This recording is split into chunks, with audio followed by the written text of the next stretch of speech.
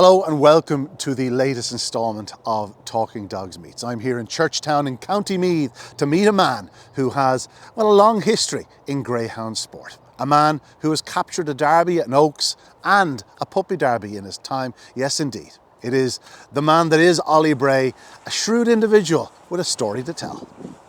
Yes, we're with the man himself, Ollie Bray, here in Churchtown in County Meath. Ollie, firstly, welcome to Talking Dogs Meets. Thanks for agreeing to sit down with us. You have a long history in the sport, of course. Your father trained greyhounds. Tell us how, firstly, he got involved. Good question. Well, I suppose we had Nav and Track there beside us. And, you know, when he retired, he started dabbling a bit in them. And I'd say he used to go to sales in Shelburne and buy the odd one and do them up for a race and sell them. He was a shrewd man. He knew how to get one ready, but he also had a bit of success. Of course, his best dog was Brush Tim, who went so desperately close in the Derby, 1977. Yeah, just beating a short head. Yeah. Well, he bred him. Jimmy Mangan and Francie Murray trained him, but he bred him. I think he had him till 14 months or so. He may have reared him on and part with him. But yeah, he was funny. I remember watching that above in the kitchen. And he may run off the bend a bit, and he would, last stride, he nearly got up. Yeah. Linda's champion. I think Linda's champion had a bit of a wrist injury. But I remember that fairly well. That was in 1977. Your father passed just a few years later in 82, yeah. And you took over the reins. Well, I won't say we took over. There was dogs there. Somebody had to do them, I suppose. And we did odd bits and pieces, and we, started kind of from there. We bred a few and that, and the other brother, Paddy and Joel, or the Merchant, and had an interest in them. So it's kind of still at them as such. The rest, they say, is history. We're here close to the home place. This is Bray family area. There's 3 or 4 of houses. Yeah, but the sisters beside us, and the home place up the road. So out behind us here, you have a nice field for letting the pups run free. There's a gallop to the left, and then, as you said, the home place is where the kennels are. Yes. Well, the pups need freedom. You can have the best of breeding, and that if they don't get out for the rough and tumble, they're not worth tuppence. Yeah. You feed them steaks and what you like, but they need to get a bit of liberty. So 1982, effectively, you didn't take up the reins per se, but you kept going. You kept the operation going. We had Navan there. Navan was like religion Wednesday and Thursday night, So I suppose that's where you really got the bug as such, Back in those early days, was there any early successes that kept you going, or was it just a case of keeping the wolf from the door, getting a few bob here, a few bob there? You wouldn't be afraid to back one back in the day? No, we'd have a few quid on, all right. You could get a few pound on that time. Like there was a line of bookies there in Navan.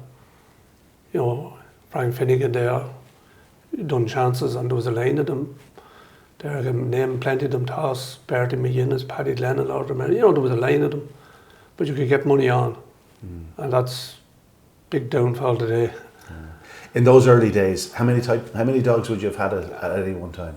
No, we'd only have kept maybe a dozen or so, bred an odd litter of that.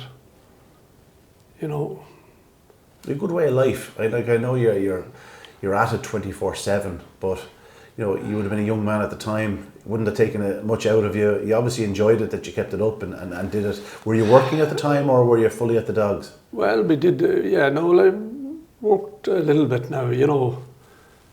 We worked with a farmer there in the first year or so, and then we got more involved with the dogs and that. Where was the first success that really kicked you on? Obviously we're going to get into it a little bit later on. You're a classic winning trainer. You've trained some exceptional greyhounds over the years. But where was the first sort of moment where you went, I like this, rather than winning a graded race in Navan? We weren't really big into the training them, but more or less breeding them and selling them. Yeah. The brother now had bought a little bitch at the sales. Hasty Ann was her name. And she won her first race for me in Harold's Cross, 3018. And only he owned her. Technically, she broke her hock on her next trial. And I suppose technically she should have been, maybe put asleep or retired or that. But we took a chance with brother, and we bred her to Oran Jack, and we split them, and she threw a cracking litter. Oliver Sleep was one of them. Yeah. And she threw good open class dogs. And that was the start of the open class sort of... Well, it kind of. Then another man bought a bitch out of Mullingar. She was 14 months. Michael Rogers, he bought Lynn Shamrock off, the hairdriver in Mullingar. I think she'd done 30-20 in Dole Mullingar. Now you give good money for her. Yeah. And she ended up doing a wrist, I think, and we bred her. Then he sold her on to Bill O'Hare and them. They were setting up a kind of a breeding establishment, and he sold her on to him. We ended up buying a badge, and she threw oh so nice the true watch the mark and the true tyro head. Yeah. So like, breeding is a funny game now. There was two sisters, also nice, and she's smashing with two sisters. She's smashing through a cracking litter to Curry Scarra. And the other one were bred to Saharan Bow now. They were very moderate. And technically, she shouldn't have been bred again, the also nice one. And because the sister threw the good litter to Curry Scarra, we gave her a second chance, and we brought her to Curry Scarra. Yeah. And no, they were decent enough. Now they were decent enough. The one in Dole and Dock and Navan and that. And yet, but all when the two of them went to Phantom Flash, also nice threw them better. So like, really and truly, there should have been no watch the mark. There'd be no tyro head. There's no rhyme or reason. No, there's no set. There's no set in the breeding end of it now. Yeah. I remember we went back to Top Honcho twice with Watch the Market. She was at the throwing tyro head, and she'd one pup.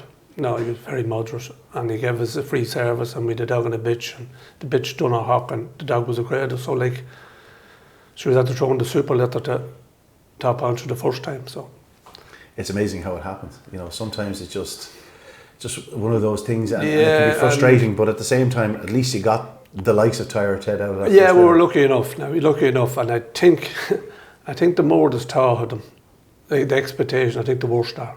Yeah. You mentioned Watch the Market there.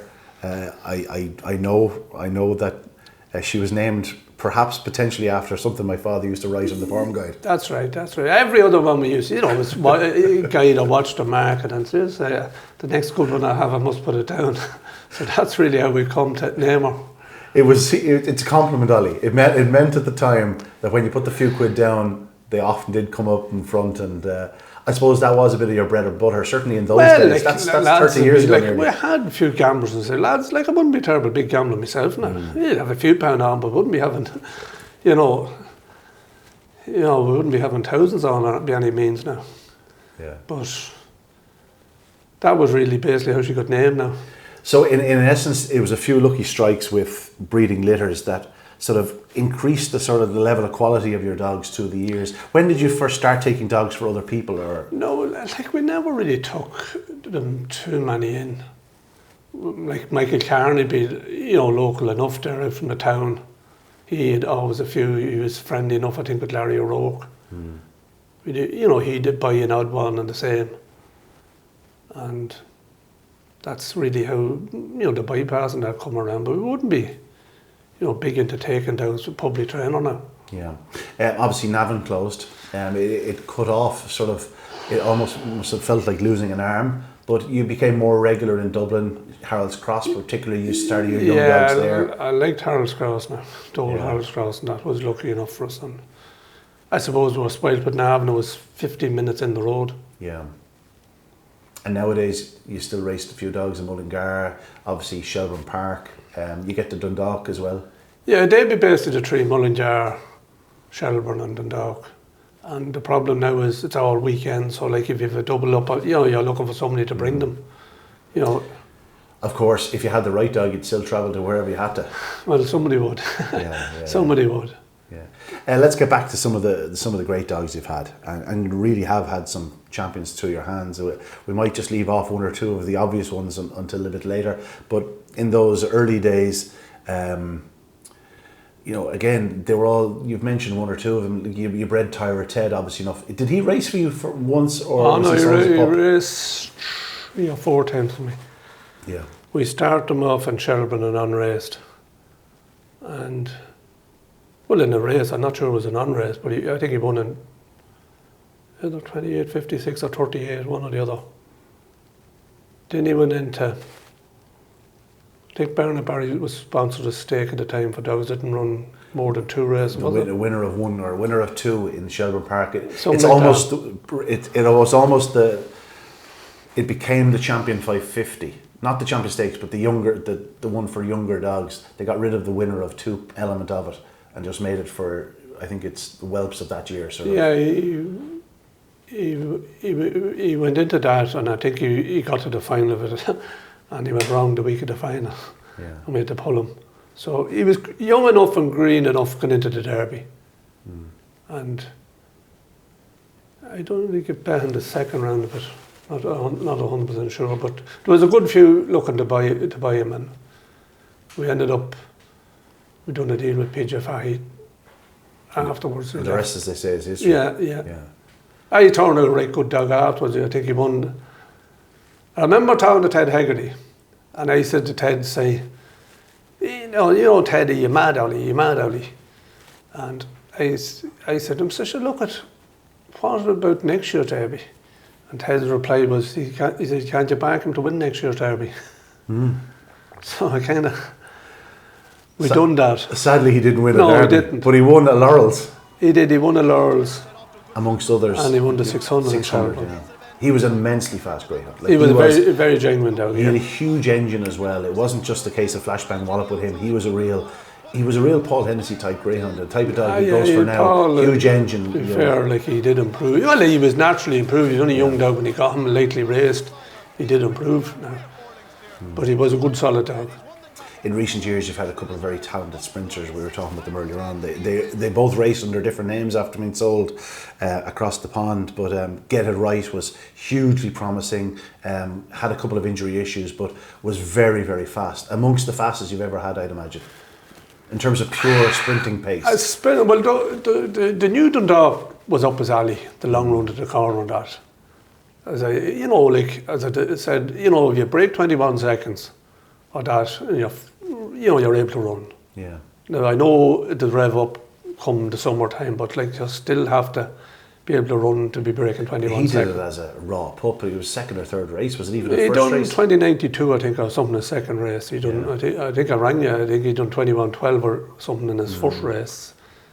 It was 3 bucks. I remember, now Ian Riley inquired about him, but he had a bitch caught in the race.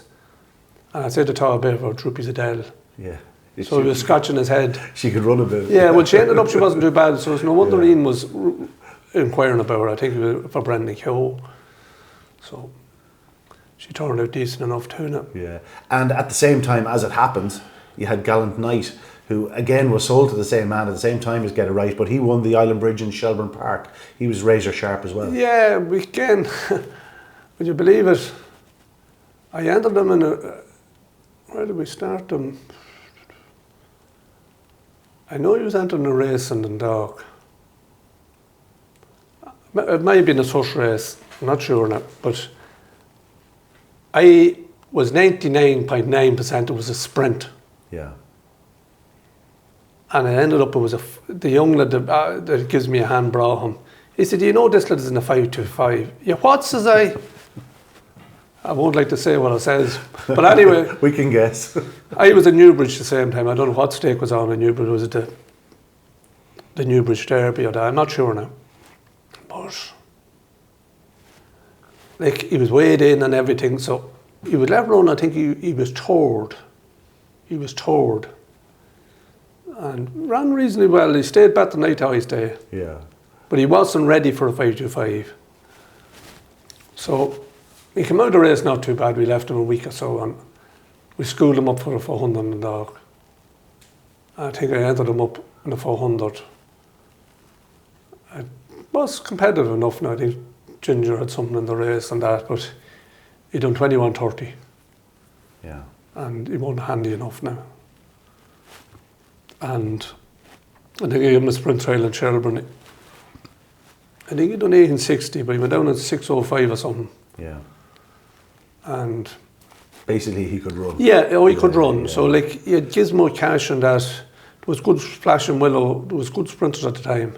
Yeah. So we took a chance on me Pomondale on Bridge and he ended up winning it. I know a couple of times was mad putting him in it, but so if you're not in, you can't win. No, this is true. This is true. Going back a little bit further, around the turn of the century was when things really started to pick up in terms of you were having loads of winners at that stage. Certainly around Harold's Cross anyway. We were all watching the market for you. But you got a phone call from Michael Carney. And he said, I'm after buying this dog out of Galway. I remember the story at the time. They didn't want to sell and Michael arrived down with the cash and put it on the table and it was very hard to turn it down. But you actually turned down the dog at first. That's right. Bypass Byway. Well, I think it was around November or that in the winter. Look at it. As I say, we weren't big into, like I had enough of them. Like it's kind of myself and the wife and the sisters give us a bit of a hand. So like we'd enough of our own, So he did ask me, and he ended up buying a picture of Ailish McCann, a Ballinclare picture at the same time. So he won the stake, I think, in Galway. He might broke the clock, it was the new Galway. I think he done 28.95. So really and truly, Jerry Mealia got him, or got the two of them, I think. And I don't know, but there was never any falling out over it. I wished him the best with the dog and that. And like, I think the start of me, I would say, Bob, he said to me, look, I said, no use me telling Jerry Mealia what to do, Yeah. So they'll probably put him away if they went to. So they put him away, I think, and they aimed him at the Produce Stakes. The Produce Stakes was in Torless. And I think they sponsored the stake before it. And he won the first round and he ran bad the next, but I think his tonsils was at him with that. So I don't know really what happened. So he come to me short after that now.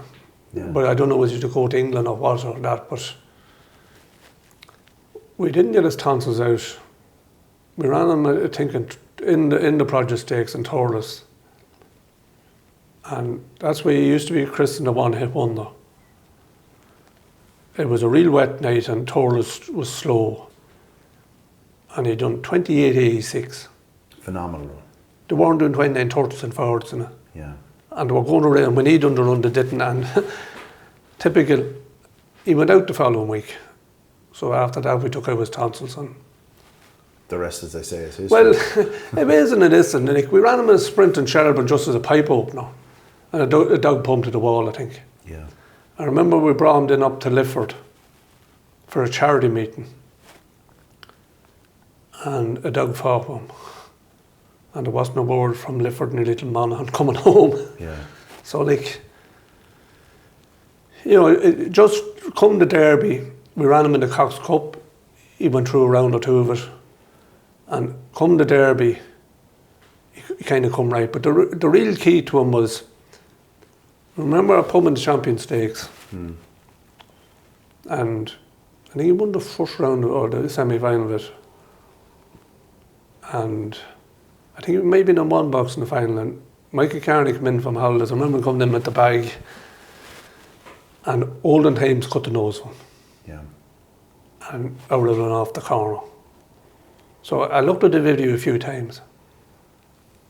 And I had a chat with Michael about him. So I think we put a W on him. And I think that was the key to him. That worked the trick.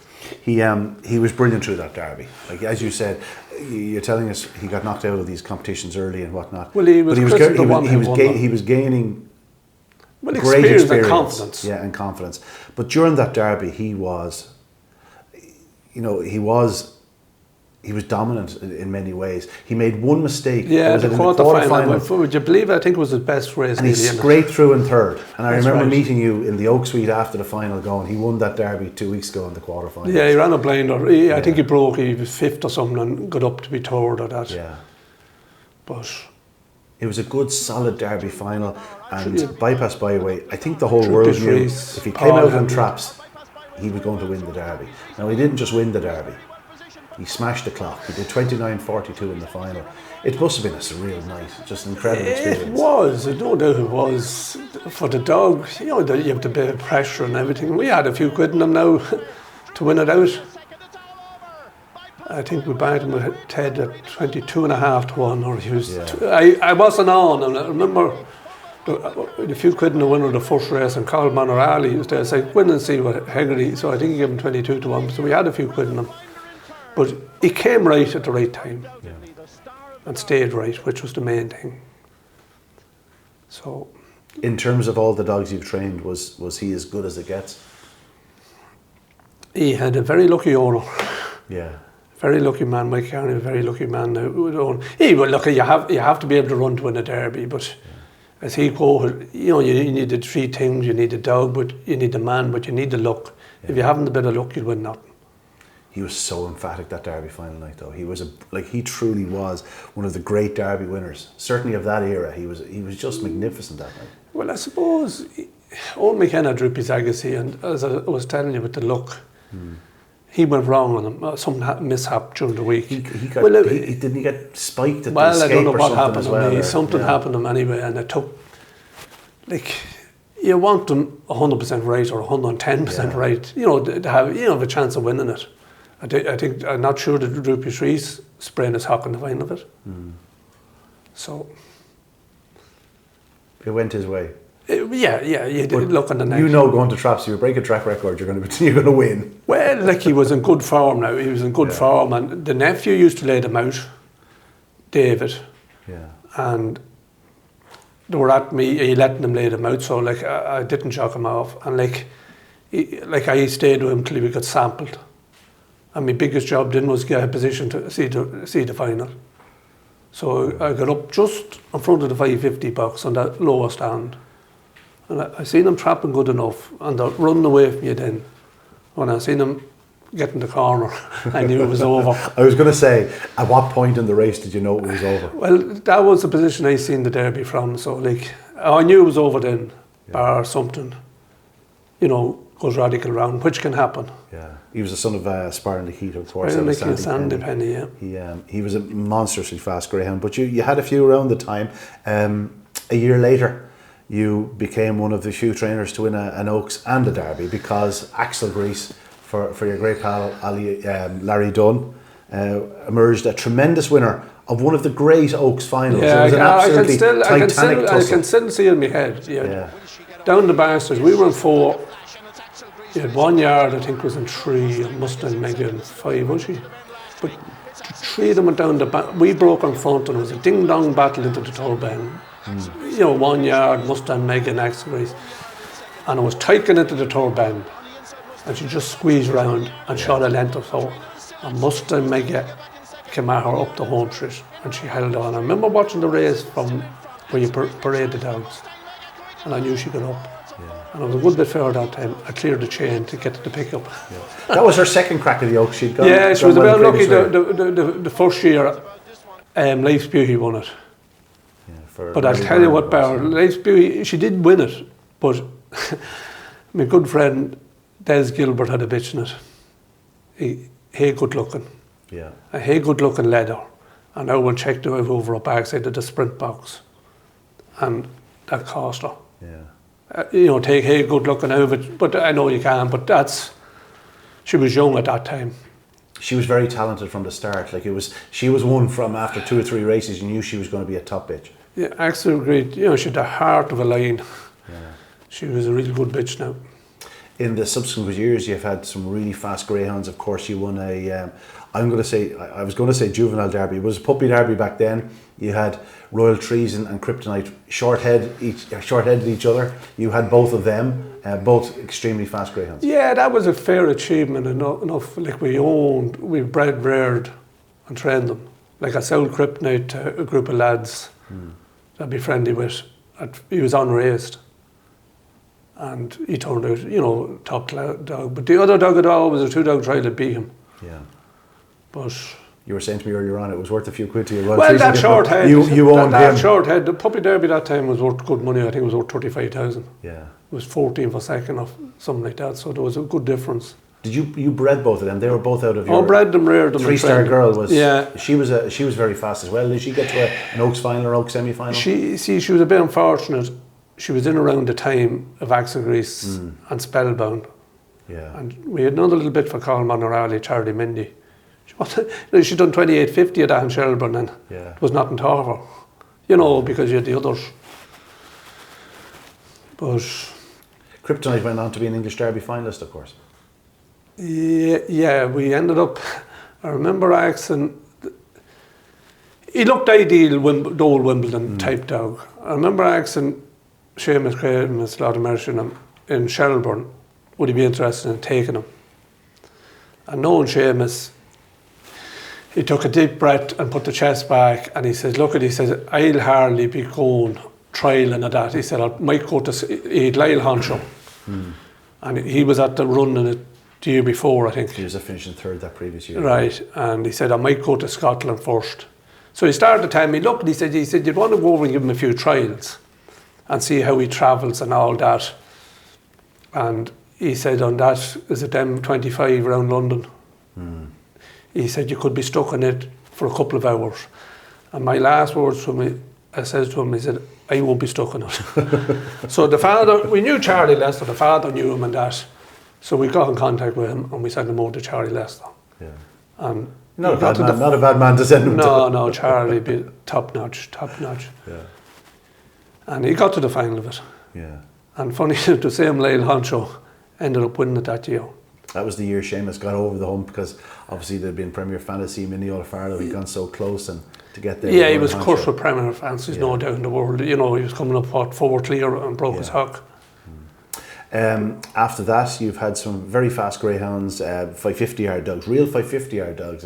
We spoke there earlier on, the trophies behind you, Royal Patrol. Is it Night Tornado or Royal Tornado? Or? We had... Royal Patrol was a good dog. Royal Tornado was another good dog. He won the Longford Derby for us. I think PJ5 sponsored a stake in Longford and unraced. And he could pen the final of it. And we put him in the Longford Derby. The Longford Derby now, I know it's Longford, but it was still hard to win.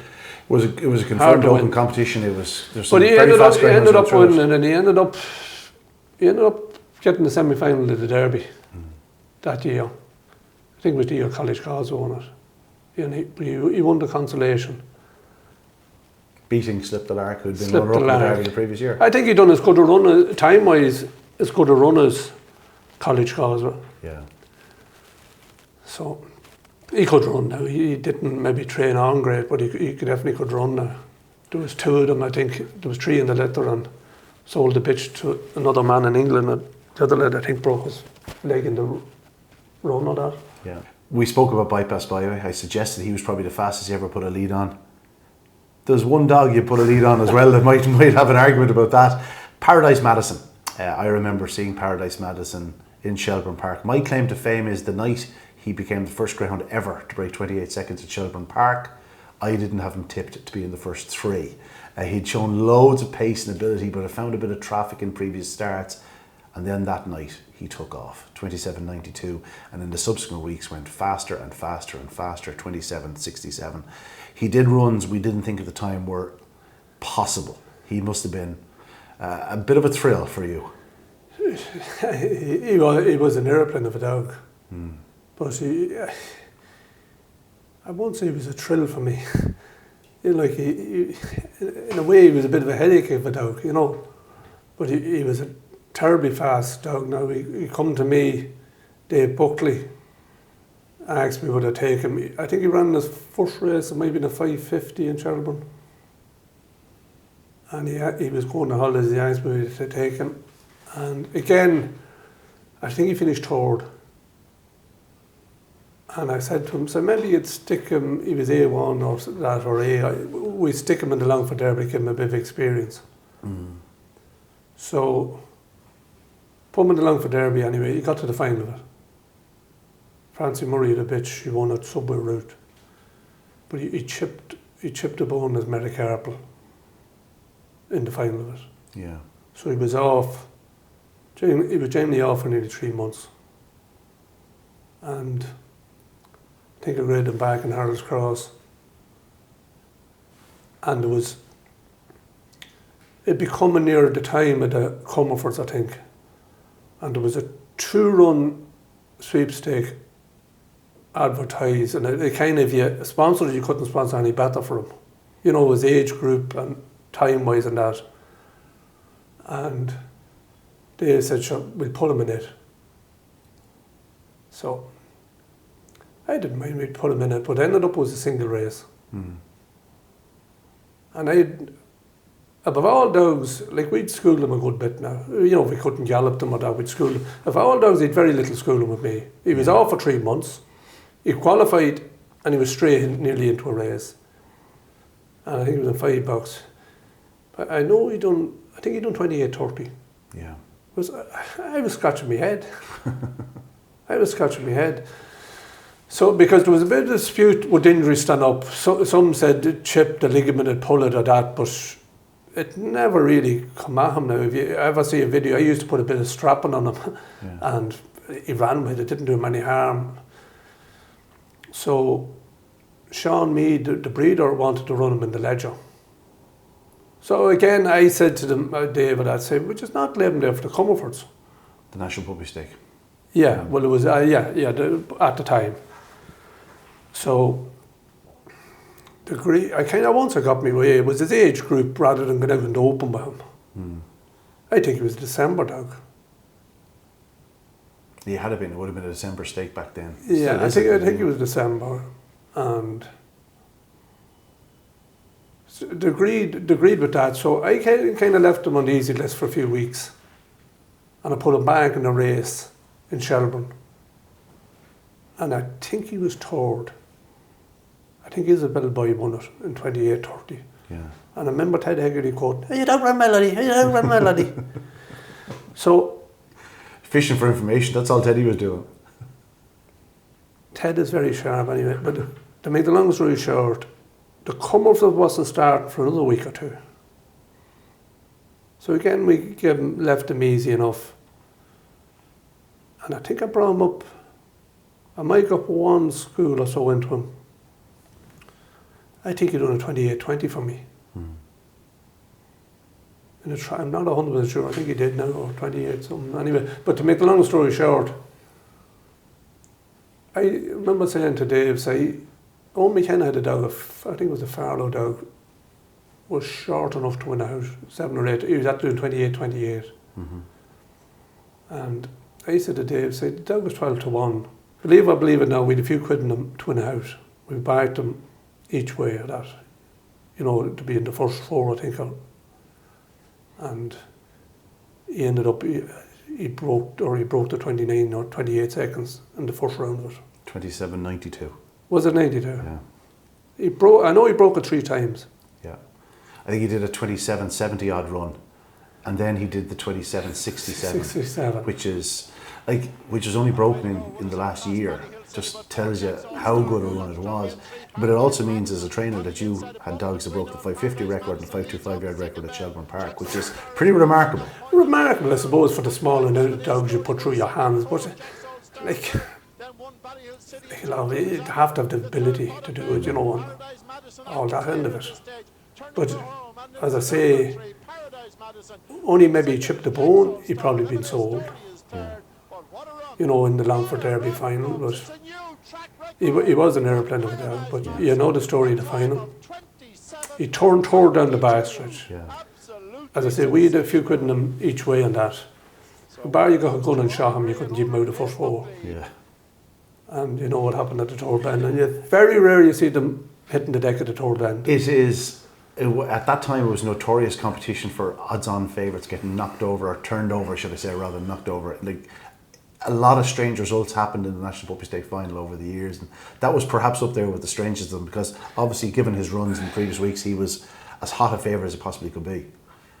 Yeah, see, there's more pressure on to, the short or that, 4 or 5-1. I won't say you don't worry about them as much, but there's not as much on you with them. Yeah. And the fact with a few quid in them made it maybe, do you do anything different or that? You know, like he was running out of his skin, leave him alone, do what you're doing every week with him.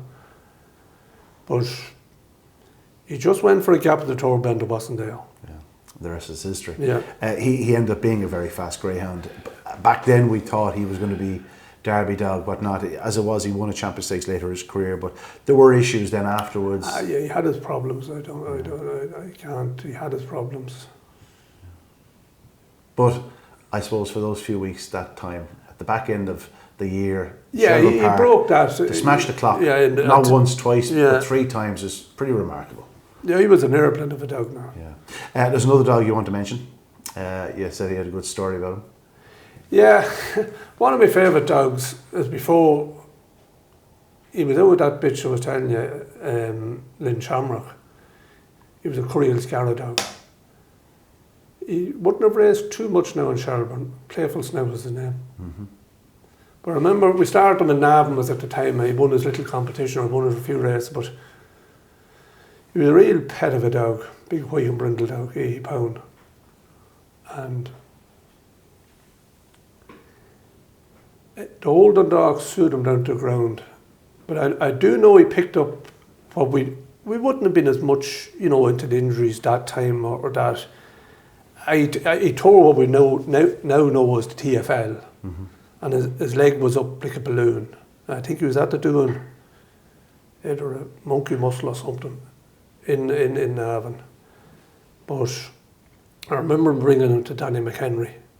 We were going to him at the time. He was based in Newbridge. And all I can tell you, Danny didn't give us much hope for him. So he was a kind of left there. And if the brood bitches were going out there, he was helping with the brood bitches, and we knew nothing about ultrasounds or anything like that, lasers or that. Mm-hmm. And a couple of months went by, and next thing I seen him scurrying around. Not a bother on him. And yes, like that lad, you know, tearing around there, not too bad. So I think we gave him a sprint Old Cross. Like we'd no gallops or much, you know, facilities. He galloped him that time. And I think he'd done a good run now. I think he'd done 18 seconds, I think. It was the 3:30, the old grass track. But to make the long story short, he won the Longford Derby for me. I think it was in 92 in Longford. He was a May 90 dog, so it might be 92 of that. And he bet Jack Swell in an open in Dundalk. Jack Swell was at the winning Easter Cup. And he won the open sprint. He won 25 or 6 races. But, you know, like, and he had a good few problems, but he was a game as a pebble. But he had very fond memories of him now. Yeah. That was at a time where you were really getting started and set up for yourself. And Well, meant a bit more probably at the time. Well, he meant anytime we had a few quid in him, he obliged. Yeah, that makes a difference too. It does help. Obviously, we're here in Churchtown. Your family around you. Nolene is here. She's part of the setup, and Martin he's now involved in dogs in a slightly indirect way. He's working for the enemy, working for Paddy Power. So he's the bookmaking end of things. But your sister's still down the road. Still great involvement in the dogs in the family. Yeah. The sister still, Liz and Val, still gives a hand with them now, though. But you need help with them, man. You need help with them. You still love it. I do. It's really grand. I'll tell you what I love. I love, we say, the younger ones coming on. You know, seeing them, getting them going and seeing what you have. When you see those pups running around the gallop or run around the field and you go, there could be a champion amongst them. But see, that's what you're always hoping for, the Royal Trees and all. You know, that's what kind of keeps you going. Like, we've plenty of bad ones too. And of course, your father bred a Derby runner-up 25 years later. You produced Bypass Byway to win the Derby in the most emphatic fashion. I believe he's certainly the last dog to break the track record in the Derby final. It had been achieved maybe once or twice prior to that. But is that the highlight? Is that the one night you go back to? Well, it'd be up there with them. Like the Stokes final was a great final. Yeah. They'd be the 3 and the Puppy Derby down in Harold's Cross. Yeah. It's nice to have those, of course. Yeah. Now, look, we're struggling a bit lately. You know, it's getting hard to win a greater race now, be times, you know, but we'll keep going for another while. You'll breed a litter still? I have a litter they're coming 4 months. There'll be Ballymacbulger out of Sunshine Jewel, which was out of no recollection. She was runner up in the Oaks. There was more to keep the lane. We had bad luck with her. She was due to pub to Broadstone and the morning she was due, she dropped dead on me. Oh gosh, sorry to hear that. And I was sorry myself. Yeah. But you'll have your ups and downs with them. Yeah. You'll have your ups and downs with them now. Still dreaming of a more classic success? Yeah, hopefully, yeah. Look, it's a tough game. You know, a lot of the road work, the driving here and there is as much a killer as doing them at home. Still a good way of life? It is. Look, it's only when you hear, you know, other people, you know, you might be moaning and groaning and then you hear, you know, this, Martin Danny's going through a rough patch at the minute. You know, I wish him the best. But, you know, it's only when, like, that comes to your door, you're in trouble. Yeah, as we say, once it's outside the hall door, that's the main thing. Yeah. Ollie, I don't know if there's an awful lot more to say. You've brought back some great memories. You've spoken of some absolute champions that have gone through your hands. Probably more champions that most people have ever had through their hands, and I suppose you're grateful for that. Yeah. Like, there's no doubt we've been lucky enough. Even, you know, we wouldn't be like Michael Dunphy or Liam Dowling breeding, you know, maybe 100 dogs. Like, for the couple of litters we took, we're fairly lucky now. Fairly lucky. And yeah, you know, the harder you work, the luckier you get, though. Isn't that the case? well, the breeding end of it, you need a bit of luck with them. You know, I remember we that brushed a lot. Matter of fact, your father done the deal with his Howlam when Matt O'Donnell ended up on. But him and his brother, there was 4 of them. But they were out in the field, or there was 2 of them out in the field, and with a Manual Magic litter out that Hasty Ann. And the brother owned it, a black dog, and he was an ale painting. And anybody come into the place, it picked the black dog. There wasn't a word about the brindle, that he was a smaller dog. Brushed a lot. Yeah. So he'd bait him a dozen lengths. Yeah. But that's why I often say the more there's taught them, the worse they are. Yeah. You don't know what they're going to be. They No, may look a picture, no. as you say, walking around the field, but until you put them on the track, you don't know what they're going to be. Not really. I know you get down, you'd like to see them galloping while out the fields or up the gallop, or you had the gallop, or the galloping while. But there was that playful snout now. If I went down the field, he'd nearly walk down beside you. Yeah. So, like, Pet. it kind of, you know, he was a very friendly dog. He wasn't a dog that would scurry off. You know, you had some of them there that tear off, get out of the way, kind of. Yeah. Ollie, I think we'll leave it there. Thanks very much indeed No, for talking us through your lifetime in greyhound racing, and again, we wish you all the luck in the future, especially with the litter coming up. Yeah, thanks very much. Thanks very much for having me on that.